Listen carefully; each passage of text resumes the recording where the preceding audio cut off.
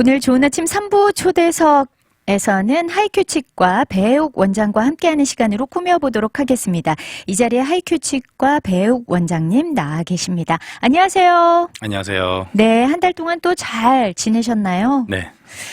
한 달 동안에 비가 제가 한번 이렇게 세어보니까 한 2달 가까이 지금 우기가 지속되고 있더라고요. 그렇죠. 네, 근데 병원은 별일 없으신가요? 병원에 이제 일을 하고 있으면 밖에 무슨 일이 있는지는 잘 모르는데 네.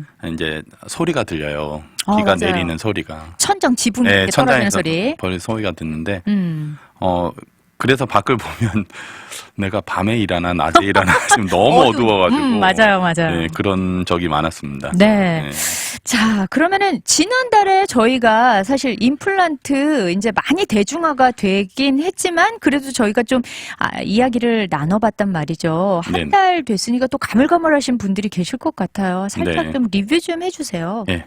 오늘도 임플란트 연속으로 말씀드릴 건데 가장 기본적인 거 저번에 제가 말씀드린 거에 대해서 한번 복습하는 시간을 가지고요. 네. 그 임플란트라고 하면 많은 분들이 요즘에 대중화가 됐기 때문에 요즘에 뭐 한 10년, 20년 전부터 이렇게 나오지 않았나 그런데 항상 어떤 과학도 그렇고 모든 면이 대중화가 되기 전에 그거보다 훨씬 더 전에 나와 있는 게 보통 일반적이고요. 맞아요. 그래서 제가 말씀드린 게 이제 처음에 발견된 거는 5, 60년 전. 네, 처음에 이제 그 브레나 마크라는 그 정형외과 의사입니다. 네. 정형외과 의사가 이렇게 어떤 실험을 하다가 그 타이타늄이라는 그 물질이 뼈에 이렇게 심겨졌을 때 아주 빼기가 어렵다는 거를 이제 발견을 하게 되는 거죠. 우연으로. 네, 그래서 우연하게. 우연하게 발견돼서 그러면 이게 뭐 인공 치아 뿌리를 심는데 도움이 되겠다 해서 이제 1965년에 처음 그거를 심게 돼요. 네. 그래서 그러니까 1965년이니까. 네, 오래됐죠. 네, 한 80년? 그죠? 60년? 70년, 그죠? 그 정도 됐습니다. 그래서 그때부터 이제 계속 발전을 하게 되고 변화를 하게 되는 거죠. 그래서 지금 오늘 2021년에 와서는 어떻게 보면 치아 상실, 그러니까 치아를 잃은 상태에서는 그 표준 치료가 뭐 여러 가지 제약이 있을 수가 있는데 표준 치료라는 게 이제 임플란트가 될 수가 있어요. 그러네요. 그리고 그 임플란트 구성에 대해서도 간단히 말씀을 드렸는데 이제 임플란트라고 생각하면 많은 분들이 인공 뿌리, 인공 뿌리라고 이렇게 생각을 하는데 그리고 아니면 또 뭐 스크루다, 뼈에 심는 인공 뿌리다 이렇게 말하는데 세 부분으로 이렇게 나눠져 있습니다. 그래서 일반적으로 우리가 임플란트라고 말하는 거는 임플란트 바디를 일컫는 말이고요. 그 부분이 바로 뼈 안에 심겨져 있는 인공 뿌리라고 보시면 되시겠고. 그러니까 사실은 저희 눈에는 보이진 않아요. 다 하고 나면. 그게 가장 중요한 부분 중에 하나죠. 뿌리가 튼튼해야지 뭐 그 위에 것에 기능을 할 수가 있으니까요. 그래서 두 번째는 그 뿌리하고 그리고 기능을 실체적으로 하는 크라운, 치아죠. 인공 치아를 연결해주는 부분이 있는데 그 부분을 이제 어버먼이라고 합니다. 그래서 그 부분이 보통은 어버먼하고 그 뿌리하고 따로따로 돼 있어요. 그 어떤 경우에는 하나로 돼 있는 경우도 있는데 연결 부분이 따로 돼 있어서 그 연결 부분은 스크루로 이렇게 안에 내부 스크루로 이렇게 조여져 있습니다. 그 뿌리하고 그 임플란트 바디하고 그리고 이제 마지막 부분이 이제 크라운 부분. 실제적으로 환자분들께서 이제 느끼시고 실제적으로 이렇게 쓰시는 부분은 크라운 부분이죠. 그러니까 저희가 이빨처럼 사용하고 있는. 그렇죠. 그래서 이제 임플란트 크라운, 임플란트라는 말 자체가 이렇게 심는 거를 말하잖아요. 맞아요. 요즘에는 그냥 임플란트 그러면 워낙 치과 쪽이 많이 이렇게 보편화돼 있어서 그냥 임플란트가 치과라고 생각을 해요. 저도 그렇게 생각했어요. 그런데 조금 더 스페시픽하게 상세하게 말을 하면 덴탈 임플란트죠. 왜냐하면 그 임플란트 말고 다른 여러 가지 임플란트가 있기 몸에 뭐 다른 임플란트가 있기 때문에 그런데 보통 일반적으로 그만큼 치과 임플란트가 보급이 돼 있다는 거죠. 대중화가 돼버린 것 그냥 같아요. 임플란트 그러면 다른 거 생각 안 하고 그냥 치과 임플란트 생각하시거든요. 그래서 그 크라운 부분, 세 번째 크라운 부분이 연결돼 있는데 제가 저번에 말씀드렸듯이 어떤 분들은 임플란트 하신 분들은 보시면 위에 이렇게 씹는 부분을 보면 크라운하고 똑같이 돼 있는 경우도 있고요. 네. 그리고 어떤 분들 보면 나는 왜 이렇게 동그랗게 구멍이 있고 거기에 메꿔져 있지 그렇게 생각하시는 경우가 있어요. 네네. 그래서 그게 두 가지 종류인데 뭐 스크루로 리테인을 하느냐 안 그러면 뭐 시멘트로 리테인 하느냐 네. 그런 거에 따라서 다른데 뭐 기능상의 특별한 차이는 없습니다. 예, 그렇게 되고 그리고 이제 치아 임플란트를 심는 데 있어서 제가 말씀드린 게 너무 그쪽으로 아예 상관이 없고 안 하시면 그냥 임플란트는 뭐 좋다 나쁘다의 의견이 있으시고 네. 그리고 뭐 좋다고 생각하시는 분은 뭐 심으면 좋겠다 이렇게 생각하시는데 네. 치아가 없는 분이 심는 겁니다. 그렇죠. 네, 치아가 아무나 없는 그냥 제가 하고 싶어서 해주세요가 네, 아닌 임플란트 거죠. 뭐 좋다고 잘 씹힌다는데 그냥 해주세요가 아니라 네네. 이제 치아가 뭐 여러 이유로 인해서 발치를 해야 되는 상황에서 치아를 빼고 심는 경우고 그리고 이제 경우에 따라서는 그 식립 그 임플란트를 심하는 그 시간이 발치와 동시에 이루어지는 경우도 있고요. 네. 그리고 어떤 뼈 이식을 통해서 뼈를 보충을 한 다음에 몇 개월 후에 네. 임플란트를 심고 그리고 또 몇 개월 후에 또 크라운을 해야 되는 그런 상황이 있다고 말씀을 드렸습니다. 네, 그리고 네. 점점 이제 기술이 발달이 돼서 요즘에는 어떤 연구 결과에 의해서 몇 개월 이 임플란트는 뭐 몇 개월 뒤에 크라운을 해야 된다. 왜냐하면 그 임플란트를 심었을 때 그 임플란트하고 뼈하고 이렇게 아무는 시간이 있지 않습니까? 붙어야 예, 되겠죠. 붙어야 되니까 그런 시간들을 기다리는데 그전에는 어떤 통계상으로 이렇게 그것을 했는데 요즘에는 어떤 수치로 네. ISQ라는 어떤 도구가 있습니다. 그래서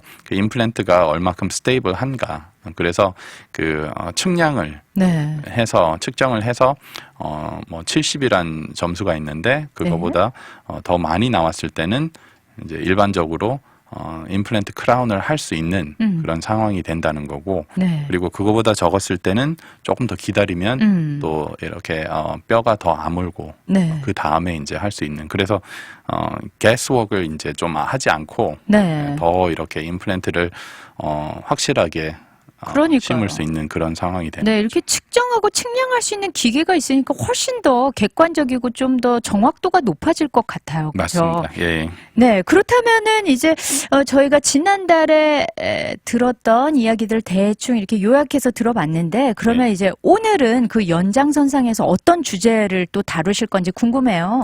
임플란트가 오래 전부터 이제 제가 치과 의사가 된 이후부터도 계속 발달이 됐어요. 네. 그리고 뭐 최근 10년, 최근 20년 동안은 어마어마한 많은 급격하게. 많이 발달이 돼 있고 네. 연구도 많이 이루어지고 뭐 이렇게 된 상황인데 그 중에서 또 임플란트가 나온 이후로 가장 또 혁신적인 그런 치료 중에 하나가 그 가이디드 임플란트 서저리라고 그럽니다. 네. 그게 어떤 거냐면 뭐 일반적으로 들으신 것 중에 뭐 회사마다 부르는 것들이 다른데 네. 뭐 어떤 데서는 내비게이션 임플란트라고 그렇게 하고 그리고 또 뭐 플랫리스 네. 그러니까 임플란트를 하기 위해서는 그 전의 방식은 뼈를 드러내고 절개를 해서 뼈를 드러내고 그 뼈의 두께를 보면서 그 위치를 보고 임플란트를 그 뼈 중앙에 이렇게 심는 네네. 치주골 중앙에 심는 그런 것이 일반적으로 진행되어 왔던 건데요. 네네. 오늘 설명을 드리고자 하는 거는 들어보시기는 많이 들어보셨을 거예요. 맞아요. 내비게이션 임플란트다 뭐 물절개 수술이다 이런 거 들으셨는데 뭐 직접 하신 분들은 아시겠지만 네. 또 실제적으로 접하지 못하신 분들은 그게 어떤 건지 네. 거기에 대해서 궁금해하실 것 같아서요. 너무 궁금해요. 네, 거기에 대해서 이제 설명을 드리려고 하는데 네. 제가 말씀드렸듯이 이제 임플란트가 발전이 되게 많이 됐어요. 그래서 모든 과학도 그렇고 의학도 그렇고 발전이 되면 될수록 이렇게 어떤 세 가지 특성이 좋아지는 것들이 있어요. 세 가지. 예, 세 가지 이거보다 많겠지만 네. 제가 봤을 때 세 가지가 있는데 첫 번째는 어떤 치료의 정확성. 치료를 정확하게 한다는 거. 네네. 그것이 봐야 되는데 우리가 치과 임플란트로 봐서는 그 임플란트의 위치를 이제 정확하게 정하는 거. 그렇죠. 네, 그것이 많이 발달을 했고요. 그러네요. 그런 옛날에 기술. 뭐 육안이나 뭐 이렇게 했다면 더 그렇죠. 디테일하게 할 수 있다는 거죠. 맞습니다. 그래서 네네. 더 정확하게 정확한 곳이 있지 않습니까? 그렇죠. 이제 그 치아 두 개가 예를 들어서 있고 양편에 있고 하나가 비어 있는데 네. 그 위치적으로 뭐 경험이 많은 그런 닥터들이라면 그 경험으로서 여기에 이제 심어야 되겠다. 하지만 그렇게 해도 결국에는 그 뼈를 보고 해야 되는 상황인데 맞아요. 그 이제 정확하게 정확성이 늘어났다는 거예요. 발전이 되면서. 네. 그리고 또 두 번째는 안전성이 임플란트를 하는 데 있어요. 임플란트를 하지 않으신 분들이 이제 많이 염려하는 것 중에 네. 하나가 과연 안전한가. 왜냐하면 몸에 뭐를 들어가는 심어야 거죠. 하니까. 그래서 보면 이제 의사들 입장에서 봐서는 안전하다는 거는 우리가 임플란트를 심는 주변에 여러 가지 주의를 해야 될 그런 조직들이 있어요. 네네. 특히 뭐 신경이라든지 아니면 뭐 큰 혈관이 지나가는 곳이라든지 네. 그 두 개가 가장 중요해요. 그래서 그러네요. 항상 보면 뭐 엑스레이를 찍던지 뭐를 봐서 의사들이 신경이나 혈관이 있는 쪽인 아주 주의를 합니다. 그러네요. 그런데 그런 안전성이 지금은 더 훨씬 더 그런 혈관이라든지 신경에 닿지 않고 할 수 있는 그런 방법들이 다 있다는 거죠. 진짜 신기하고 놀랍네요. 아무래도 정확성이 높아지다 보니까 안전한 것도 같이 덩달아 따라오겠네요. 맞습니다. 서로 다 이게 연결이 된 거예요. 네. 그리고 또 세 번째는 뭐 효율성 아니면 신속성이라 그러는데 이 정확성하고 안정성이 된다는 것은 또 시간이 오래 걸리는 게 아니라 그러네요. 또 빨리 할 수 있는 네네. 그런 것들이 있는 거예요. 수술 시간에 있어서 네. 그전에는 뭐 1시간 했다면 요즘에는 30분 내로 끝내는 그런 효율성이 또 늘어났기 때문에 네네. 그런 것들이 가능해졌어요. 지금. 그래서 그러면은 진짜 이런 시술을 하시는 우리 의사 선생님께서도 굉장히 많이 편리해지셨겠어요. 환자분들도 부담이 좀 덜하고요. 그래서 그 전에 제가 10년 전에 이제 임플란트를 할 때에는 그 여러 가지 약간 그 오래된 방법으로 했어요. 그렇겠죠. 오래된 방법이라는 게 뭐 엑스레이를 찍어보고 어느 정도 가름을 하고 그리고 뭐 본 사운딩이라는 것도 있고 그 뼈 두께를 갖다가 이렇게 환자가 마취된 다음에 뼈 두께를 이렇게 찝어서 그거를 보고 캘리퍼라는 걸 보고 그렇게 해서 그런 것들을 했고 이제 임플란트 회사에서도 이제 발전을 많이 안 한 상황이면 뭐 드릴이라든지 이런 것들도 그렇게 안전하지는 않는 그러니까 아주 경험이 약간 좀 투박할 수도 있고 그죠? 경험이 많이 요하는 그런 것이었는데 요즘에는 어떻게 보면 쉽다고 말하지는 않아요. 쉽지는 않는데 더 편리하고 제가 말씀드린 그 어떤 정확성이라나 안전성 그리고 신속성에 있어서 그런 것들을 다 성취할 수 있는 그런 시스템들이 다 나와 있습니다. 그렇군요. 그래서 그러면은 지금쯤 이제 임플란트를 할 때는 사실 초창기 때 받으셨던 분들보다는 심적 부담감이 훨씬 덜하게 좀 임할 수 있겠어요. 그렇죠. 그런 상황이 되는 거죠. 그렇군요. 네, 저희 그러면은요 잠시 쉬어가는 시간 갖도록 할게요. 노래 듣고 와서 계속해서 이야기 나눠보도록 하겠습니다. 김동률이 불러요. 감사. 네, 오늘 좋은 아침 초대석 시간에는 하이큐 치과의 배옥 원장님 모시고 임플란트에 대해서 계속해서 공부를 해보고 있는데요.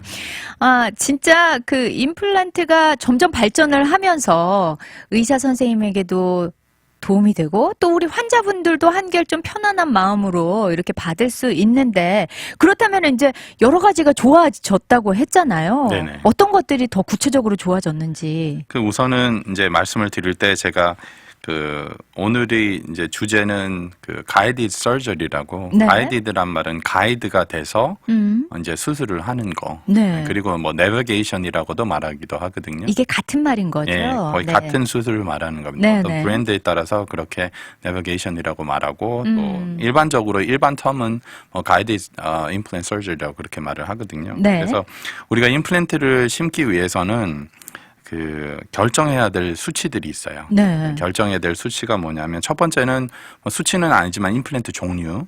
그렇죠. 이런 부분들은 환자분들 지금 제가 말씀드리는 거는 이제 원장님들이 결정하시는 거죠. 임플란트 브랜드라든지 그런데 임플란트 종류가 뭐 임플란트는 뭐 거기서 거기겠지 생각을 하시는데 미국에 등록돼 있는 임플란트 회사만 5개가 넘는다고 그러더라고요. 되게 많네요. 네, 그냥 되게 많아요. 네. 일반적으로 이제 탑에 있는 회사들은 다 많이 쓰여지는 것이고 어떨 때는 이제 임플란트를 어디서 심고 네.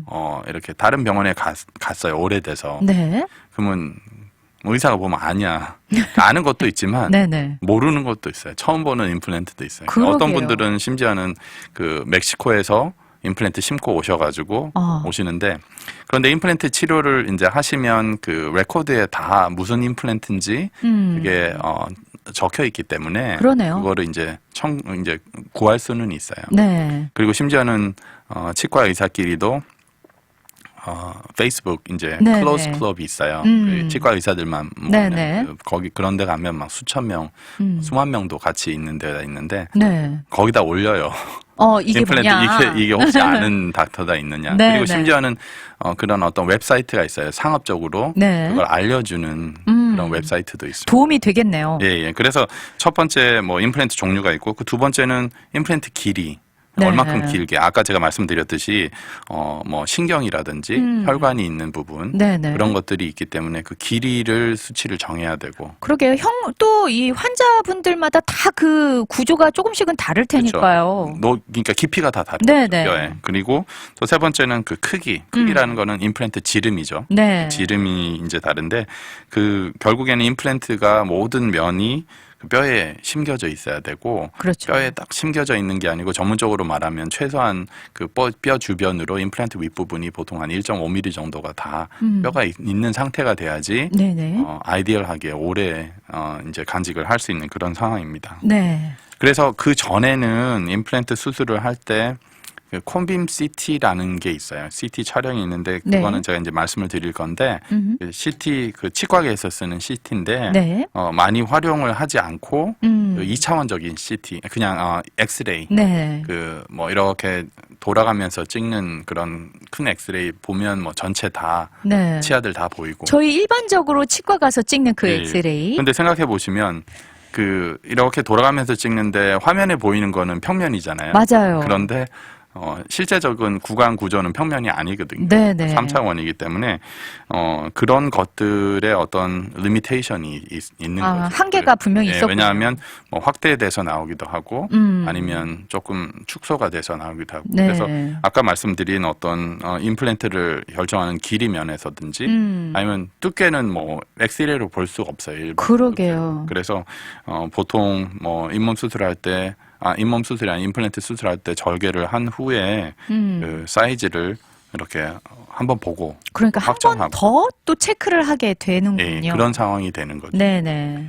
그래서 가장 혁신적으로 모든 치과 의사들 특히 이제 그 파이어니어들 네. 치과 의사도 개척자들. 보면 개척자들 어떻게 보면 저희 같은 그 일반적으로 그런 파이어니들이 개척을 다 한 다음에 그 기술을 네. 받는 그런 의사들이 있고요. 약간 IT로 치자면 얼리 어답터들처럼 예. 먼저 신문물을 좀 이렇게 접해보고 막 이렇게 근데 해보시는 분들. 그분들은 오히려 또 그런 것들을 자기들이 또 개발도 하고 연구를 하고 네네. 이제 그런 닥터분들이 있으세요. 네. 그런 분들은 심지어는 치과계에서도 되게 존경받는 닥터분들. 그렇겠어요. 그래서 뭐 이름만 대도 일반 치과의사들이 알 정도. 그리고 많은 것들을 연구를 통해서 치과 의사들을 위해서 발견을 해놔요. 네네. 얼마나 감사해요. 네, 그러면 이제 그 발견해 놓은 거에 맞춰서 이제 그 원리와 네. 어떤 그 이론을 가지고 이제 하는데 그분들이 또 가장 좋아했던 게 이제 그 어떤 신기술 중에 하나가 이제 CT를 이용한 네. 그런 건데 그 일반적으로 우리가 CT라고 생각하면 뭐 몸의 CT 촬영. 그러니까 좀 더 정밀한 걸 요구할 때 엑스레이로 못 보는 걸 CT 그렇죠. 촬영합시다 하면서 이렇게 권하잖아요. CT하고 MRI가 있는데 네네. 이제 CT 같은 경우에는 heart tissue를 찍는 거예요. 네네. 뼈라든지 이런 그 살이나 이런 거는 나오진 않고 그리고 MRI 같은 경우에는 soft tissue를 그러니까 살이라든지 뭐 근육이라든지 네네네. 혈관이라든지 이제 그런 것들을 하는데 그 3차원 CT라는 게 3차원 엑스레이 촬영이죠. 그러니까 좀 더 입체적인. 그렇죠. 네. 그러니까 제가 말씀드렸듯이 치아 구조가 2차원이 아닌데 네. 2차원을 써서 이제 임플란트는 3차원에 심는 거지 않습니까? 그러니까요. 네, 그래서 그런 한계들이 있는데 그 한계를 이제 극복하고 와. 아까 말씀드린 뭐 정확성, 안정성 그리고 신속성을 추가를 할 수 있는 것들이 바로 그걸 가능하게 한 기술이 이제 콘빔 CT가 이제 와서 그런 겁니다. 네, 그러니까 어떻게 보면은 그 치과계에 있어서 새로운 또 이렇게 레볼루션이라고 그렇죠. 해야 혁신이죠. 되나요? 네, 혁신이라고 그런 게 하는데 일어났네요. 이제 CT라고 생각을 하시면 많은 분들이 또 염려하시는 것 중에 하나가 네, 방사선, 맞아요. 레디에이션이 CT라고 생각하면 레디에이션이 너무 네네. 많은데 이 치과에서 쓰는 콘빔 CT는 조금 달라요. 아, 예, 그렇게 이렇게 판에서 판으로 가는 게 아니라 네네. 그 콘빔처럼 생겼어요. 그러니까 그 레디에이션 자체를 콘빔처럼 해서 네. 그렇게 하는 거기 때문에 그 보통 방사선 얼마큼 양이 나온다 그런 것들이 있지 않습니까? 네네. 그래서 그거를 그러니까 기준치가 있잖아요. 그렇죠. 어느 정도 나온다. 뭐 CT 하나 찍으면 어떻게 된다가 있는데 이제 제가 비교를 해드릴 거예요. 메디컬 CT. 네. 메디컬 CT라는 거는 우리가 뭐 가슴이라든지 배 복부, 네. 복부 CT 찍는 뭐 꼭 찍어야 되는 상황이 있잖아요. 그래서 환자분들이 그거처럼 생각을 하시는 거예요. 네네. 그래서 깜짝 놀라시는 분들 똑같은 말이니까요. CT. 네, CT 찍어야 된다. 네네. 그러니까 그런데 우선은 그 콘빔 CT는 유닛으로 뭐 마이크로 시버트라는 그런 유닛이 있어요. 네. 어느 정도 방사선이 노출되는 건데 그 콘빔 CT는 한 32에서 많으면 한 150 정도까지 네. 마이크로 시버트가 있는데 네. 거기하고 이제 비교를 하면 그 메모그램 이제 유방 검사 하실 때 네네. 메모그램 하시잖아요. 네. 그러면 보통 한쪽당 한 300에서 400 정도랍니다. 그러니까 한 10배 예, 그래서 이상. 메모그램은 그렇군요. 두 쪽 다 하시면 한 700 정도 나올 아, 텐데. 네네네. 그러니까 그래서 20배, 그죠? 예, 그래서 뭐 예를 들어 100이라고 하더라도 한 메모그램에 한 7분의 1 정도 수준. 그러네요. 예, 그 정도고. 그러니까 아주 극소량이 나온다고 네, 그리고 보면 되겠네요. 메디컬 CT는 저도 이거를 뭐 기억하는 게 아니고 이거를 그 레퍼런스를 보고 네네. 메디컬 CT는 보통 5,000에서 7,000 정도 마이크로 시버트가 나옵니다. 예, 그러니까 지금 CT 저희가 찍는 네네. CT하고 촬영을 하면 10배도 훨씬 그러네요. 넘죠. 그러네요. 10배가 네네네. 아니고 뭐 20배, 네네. 30배 이렇게 됩니다. 그래서 네. 보통 이제 그 체스트라든지 가슴 쪽이라든지 abdomen 네, 복부 쪽. 복부 쪽을 할 네. 때는 그만큼 많은 양이기 때문에 이제 제가 설명을 드리는 거는 메디컬 CT에서 이 방사선이 많이 노출된다는 걸 설명드리는 게 아니라 네. 치과에서 찍는 CT 촬영을 하는 방사선이 그만큼 굉장히 극소량이어서 전혀 줄여든. 네. 그런데 그래도 최소한의 필요한 것을 찍는 그게 원칙이에요. 그렇군요. 네, 최소한의 그 필요한 정도는 것만. 있어야만이 또 그게 이렇게 있어야지. 촬영이 되니까요. 그렇죠. 그 혜택이 되기 때문에 네네. 그렇게 하지만 그렇게 메디컬 CT하고 비교를 안 하셔도 된다는 거를 설명을 드리는 겁니다. 그러면요, 여기서 드는 한 가지 생각이 만약에 그렇게 극소량이라면은 혹시나 임신 중이거나 뭐 이러신 분들도 해도 되는 건가요? 보통 이제 극소량이라고 말하기는 그렇고요. 네. 양이 왜냐하면 일반적인 치과 엑스레이 찍는 것보다는 많고 네, 그래서 네. 이 헬앤넥 쪽이긴 하지만 위쪽이긴 하지만 CT 촬영은 보통 pregnant woman은 하지 않습니다. 아, 사용을 권하지는 예, 않는 그리고 그렇군요. 심지어는 그 엑스레이도 네네. 엑스레이도 일반적인 2D 엑스레이도 환자가 동의를 하더라도 네네. 보통 뭐 아주 필요하지 않는 상황이면 임산부는 피하는 게 낫죠. 그렇군요. 예. 네네. 그래서 그 CT를 찍고 말씀드렸듯이 그거를 플랜을 하기 위한 그런 활성 프로그램들이 되게 많이 발달이 돼 있어요. 그러겠어요. 그래서 마치 컴퓨터에 그래픽으로 이렇게 모든 걸 돌려보듯이 그러니까 요새 왜 3D로 집 짓는다 뭐 이런 것도 하잖아요. 그런 것처럼 이렇게 안에서 돌려볼 수가 있어요. 와. 뒤집어 볼 수도 있고 네네네. 그리고 일반적으로 밖에서만 치과의사는 보는데 안에서도 볼 수가 있어요. 그러네요. 입 안에서 볼 수 있는 뷰도 있을 수가 있고 아, 진짜요? 옆에서 볼 수도 있고 그래서 이제 그런 거를 통해서 임플란트 가상 수술을 가능하게 하는 겁니다. 아, 그렇군요. 그래서 그런 프로그램들이 있고 결국에는 그걸 통해서 어떤 틀을 프린터 하는데 그 틀을 통해서 이제 3D 프린팅을 통해서 정확한 그 어떤 사이즈 아까 말씀드렸던 사이즈하고 네. 길이하고 그 어떤 지름 크기 네. 이런 것들을 환자분이 오시기 전에 벌써 다 결정을 해놔요. 그러네요. 훨씬 좀 정확도가 진짜 높아질 수밖에 없겠어요. 그렇죠. 네. 그런 식으로 해서 하는 것이 되게 혁신적이라고 봐야죠. 그러네요. 그렇다면 이제 뭐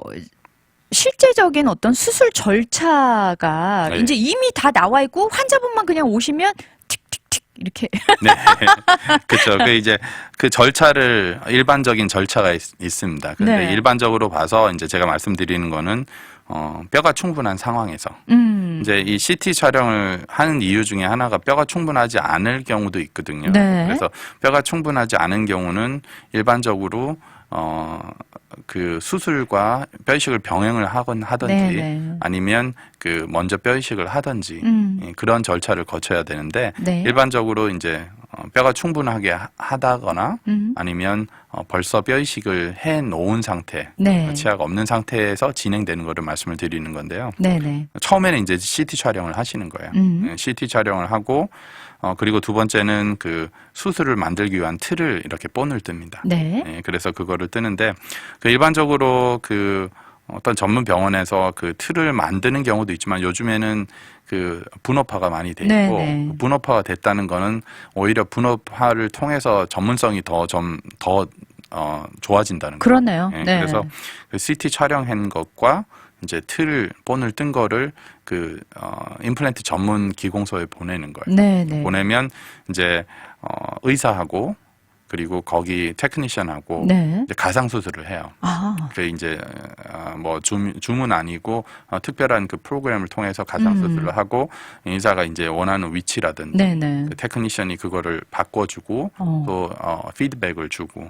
예, 그래서 이제 어떤 디자인이 딱 완성이 되면 그 틀을 만드는 거예요. 네. 틀을 만들어서 이제 서지컬 가이드라고 부릅니다. 그래서 그 서지컬 가이드 틀을 만들어서 환자 수술 날에 그 틀이 오는 거예요. 네. 틀이 와서 결국에는 잇몸은 이제 무절개 수술이라는 말이 벌써 뼈의 위치하고 두께하고 네. 그리고 크리티컬 그 어떤 그런 뭐 영구적인 뭐 그런 그 것들을 뭐 혈관이라든지 네네네. 아니면 신경이라는 위치가 확실하게 정해지기 때문에 그런 것들을 다 정하고 이제 수술하기 전에 의사가 좀 덜 떨리죠. 그러니까요. 쉽게 말해서. 많은 것들을 점검하고 들어가는 예, 거니까요. 그래서 예견을 다 하고 만약에 어려운 점이 있다면 벌써 알고 들어가는 거예요. 그렇죠. 예, 그래서 그런 상황이 되기 때문에 수술하는 가운데서 어떤 문제가 생겼을 때도 이제 또 대체를 할 수 있는 상황이 되고 네, 그래서 그 실제적으로 마취 국소 마취를 하고 그 수술 부위에 살짝 구멍만 내서 그래서 임플란트를 심고 틀이라는 게 뭐냐면 그 드릴이 있는데 네네. 드릴이 그쪽 틀 밖으로 갈 수가 없어요. 아, 그래요. 네, 그래서 드릴에 거기 맞춰서 사이즈도 다 맞고 그러니까 거기에다가 딱 돼 있는 곳에 그냥 네, 하면 되는 거기에다 거군요. 거기밖에 왔다 갔다밖에 못 해요. 그러니까 예. 다른데 옆으로 뭐 퍼지거나 뭐 이럴 염려가 그렇죠. 없는 예. 거죠. 이게 100%는 아니지만 그 이제 정확성에 있어서는 네네. 특히 이제 멀티플 여러 임플란트를 한꺼번에 심을 때 네네. 그 임플란트의 각도가 중요한데 그렇죠. 그런 점에 있어서는 아주 큰 장점이 있는 거죠. 그렇군요. 그래서 그걸 디자인하고 그 임플란트 수술 끝나고 그 다음부터는 수술 끝난 다음에는 뭐 일반적인 거하고 똑같아요. 그 이제 크라운을 하기 위해서 본을 뜨고. 네, 네. 예. 참 이렇게 듣다 보니까 과학이 우리에게 참 많은 혜택을 주고 있구나. 정말 좋아졌다. 이제는 좀 더 부담감을 내려놓고 그 수술에 임할 수 있겠다라는 좀 생각이 들고요. 한결 좀 친숙해진 것 같아요, 원장님. 네, 그래서 말씀드렸듯이 이 과학이 점점 더 발전함으로써 우리가 또 그 전에 생각했던 것들을 조금 깨셔야 되는 경우도 네, 있어요. 네, 그렇네요. 네, 왜냐하면 네. 그 어떤 안정성이 더 좋아지고 그리고 또 혜택이 또 한 번 더 생각을 해볼 수가 있고. 네, 네. 그래서 어려운 케이스도 있지만 어떤 경우에는 아주 스트레이트포워드한데 환자분이 너무 염려를 하시는 경우, 맞아요. 그래서 못 하시는 경우, 그럴 때는 이제 혜택을 말씀을 드리고 네, 또 네. 안전성도 말씀을 드려서 하신 다음에 아주 만족하시는 경우가 많습니다. 그러네요. 자, 이제 마지막으로 인사를 나눠주셔야 될 시간인 것 같아요. 오늘 너무나 유익한 정보를 많이 주셨는데요. 우리 청취자분들께 당부의 말씀은요? 보통 보면 이제 환자분들이 여러 가지 의견들을 들어요. 네. 그리고 이게 주관적이실 수도 있고 또 객관적인 의견이 있는데 어떤 환자분들의 마음을 바꾸는 거는 쉽지는 않아요. 맞아요. 네, 쉽지는 않은데 결국에는 여러 어떤 방면의 그 전문적인 지식을 습득한다는 말이 그런 의견들을 이제 존중하시고 네네. 그러면 그 혜택이 본인한테 돌아간다는 걸 맞습니다. 가장 큰 아셨습니다. 혜택이 본인에게 돌아가죠. 네네. 네, 오늘도 함께해 주셔서 감사합니다. 감사합니다.